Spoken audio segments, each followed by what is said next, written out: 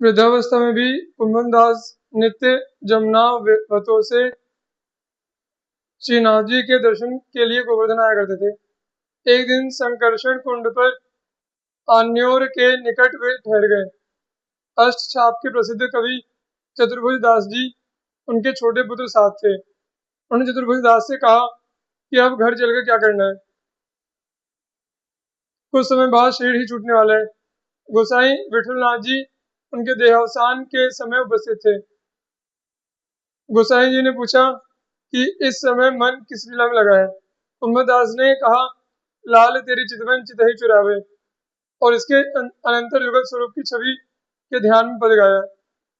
रसिकनी रस में रहत घड़ी, रसिकनी रस में रहत घड़ी, कनक बेली वृषभानु नंदिनी, श्याम तमाल चढ़ी, बिहरत श्री गिरिधर लाल संग, कोने पाठ पढ़ी, कुंभन दास प्रभु गोवर्धनधर, प्रतिरस केली बढ़ी।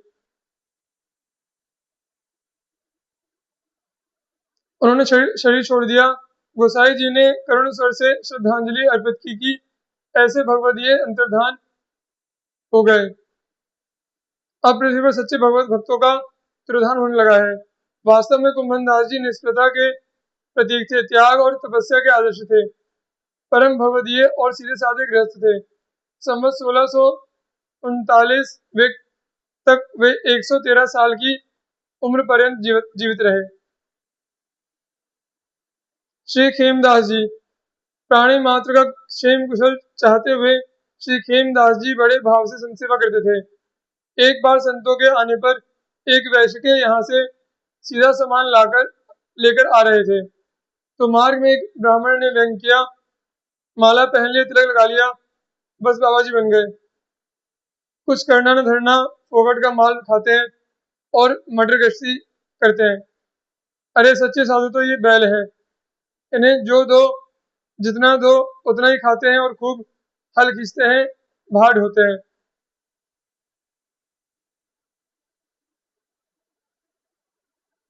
श्री खेमदास जी ने मुस्कुराकर कहा, तुम ठीक कहते हो, देखो तुम्हारा एक बैल चला गया है। यदि मैं उसके बदले तुम्हारे हल में चलूं तब तो तुम मुझे सच्चा साधु मानोगे। उसने कहा, हाँ, यदि आप भी बैल का सब परोपकार करें तो मैं मान लूंगा कि आप भी सच्चे संत हैं। श्री खेमदास जी संतों की व्यवस्था करके उस ब्राह्मण के हल में जुटकर बैल के साथ हल खींचने लगे। भगवान से भक्त यह महाश्रम देखा नहीं गया, परंतु प्रभु प्रेरणा से उस ब्राह्मण चोरी गया बैल वहां आकर खड़ा हो गया। ब्राह्मण प्रसन्न होकर उस बैल को पकड़ने गया तो उसने उसे सींग पर उठाकर दूर फेंक दिया और श्री खेमदास जी के पास जाकर इनका चरण चाटने लगा। यह देखकर ब्राह्मण समझ गया कि श्री खेमदास जी सच्चे साधु हैं। वह इनके चरणों में पड़कर बार बार क्षमा याचना करने लगा। श्री खेमदास जी ने ब्राह्मण को क्षमादान देते हुए संत सेवा का उपदेश दिया। ब्राह्मण भक्त हो गया। श्री हरिदास जी, श्री हरिदास जी श्री अयोध्या धाम में निवास करते थे। आप भगवान श्री राम के अनन्य भक्त थे। यथा लाभ संतोष की वृत्ति को अपनाए हुए श्री हरि इच्छा से जो कुछ भी अपने आप सहज रूप से प्राप्त हो जाता, उसे संत सेवा करते थे। एक बार संतों की बहुत बड़ी जमात इनके स्थान पर आई। कुटी में एक छटा भी सीधा समान नहीं था। ये बड़े चिंतित हुए। तब इनकी चिंता दूर करने के लिए प्रभु ने अपने श्री चरण कमल से 5 मोहरे प्रकट कर दी।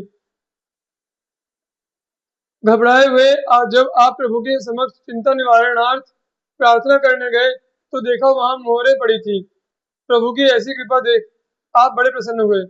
उन्हीं मोहरों से उन्होंने खूब संतों की सेवा की। उसी दिन से नित्य प्रति 5 मोहरे प्रकट होने लगी, परंतु ये नित्य उन मोहरों को लेने में डरते थे। इन्हें भय लगता कि कहीं मेरी धन में आसक्ति ना हो जाए, मेरे भजन में कोई बाधा ना पड़ जाए। तब रात्रि में भगवान ने स्वप्न में आदेश दिया कि डरो मत, यह द्रव्य मैं संत सेवा के निमित्त दे रहा हूँ, इससे खूब संतों की सेवा करो, कोई बाधा नहीं होगी। तब ये उन मोहरों को लेने लगे। ये मोहरों को रोज की रोज खर्च कर देते, कल के लिए एक पैसा भी नहीं रखते। ये अपने उपदेश में श्री अवध और सरयू का बहुत महात्म्य वर्णन करते थे। श्री उद्धव जी। अनन्य श्री राम भक्त श्री उद्धव जी स्वयं श्री हरि और हरिजन दोनों की सेवा में सदा तत्पर रहते ही थे। दूसरों को भी यही उपदेश देते थे। इनके उपदेश से प्रभावित होकर एक राजा ने संत सेवा का व्रत लिया। वेश मात्र से वेश मात्र में उसकी अपार निष्ठा हो गई थी। एक दुष्ट ने राजा की इस निष्ठा का अनुचित लाभ उठाना चाहा। वह साधु का वेश धारण कर राजा के यहाँ आया। राजा ने सम्मान पूर्वक उसे महल में वास दिया, परंतु वह एक दिन मौका देखकर रात्रि के समय राजमहल की एक युवती को ले भागा। इससे राजा को बड़ा रोष हुआ। उसने श्री उद्धव जी को उपालंब दिया कि आपके कहने से मैंने संत सेवा प्रारंभ की थी, और देखिए ये वेशधारी ऐसे ऐसे घृणित कार्य करते हैं। श्री उद्धव जी ने राजा को धैर्य बंधाया, निष्ठा पर दृढ़ रहने के लिए जोर दिया और उस युवती का आकर्षण प्रयोग किया। श्री हरि कृपा से वह युवती आकाश मार्ग से राजमहल में आ गई। तब तो राजा की संत सेवा में और भी दृढ़ निष्ठा हो गई तथा श्री उद्धव जी के प्रति भी उसकी श्रद्धा बढ़ गई। अभिलाषा पूर्ण करने वाले भक्त। सोम भीम सोमनाथ बिको विशाखा लम ध्याना महदा मुकुंद गणेश त्रिविक्रम रघुजग जाना बाल्मीकि वृद व्यास जगन झांझू बिठल अचारज हरिभू लाला हरिदास बाहुबल राघव आरज लाखों छीतर उद्धव कपूर घाटम घूरी कियो प्रकाश अभिलाष अधिक पूरन करणीय चिंता मणि चतुरदास। ये भगवत दास अपने भजन साधन में बड़े चतुर थे तथा दूसरों की अधिकाधिक अभिलाषा को पूर्ण करने के लिए चिंता मणि के समान थे। इनके नाम ये हैं: श्री सोम जी, श्री भीम जी, श्री सोमनाथ जी, श्री भिको जी, श्री विशाखा जी, श्री लमध्यान जी, श्री महदा जी, श्री मुकुंद जी, श्री गणेश जी, श्री त्रिविक्रम जी, श्री रघु जी, श्री वाल्मीकि जी, श्री वृद्ध व्यास जी, श्री जगन जी, श्री झांझू जी, श्री बिठल जी, आचार्य जी, श्री हरिभू जी, श्री लाला जी, श्री हरिदास जी, श्री बाहुबल जी, आर्य श्री राघव जी, श्री लाखा जी, श्री छीतर जी, श्री उद्धव जी, श्री कपूर जी, श्री घाटम जी, श्री घूरी जी, ये सभी भक्त जगत में प्रसिद्ध हुए और इन सभी ने अपने सुयश से जगत को प्रकाशित किया। इनमें से कतिपय भक्तों का भगवत प्रेम में चरित्र इस प्रकार है।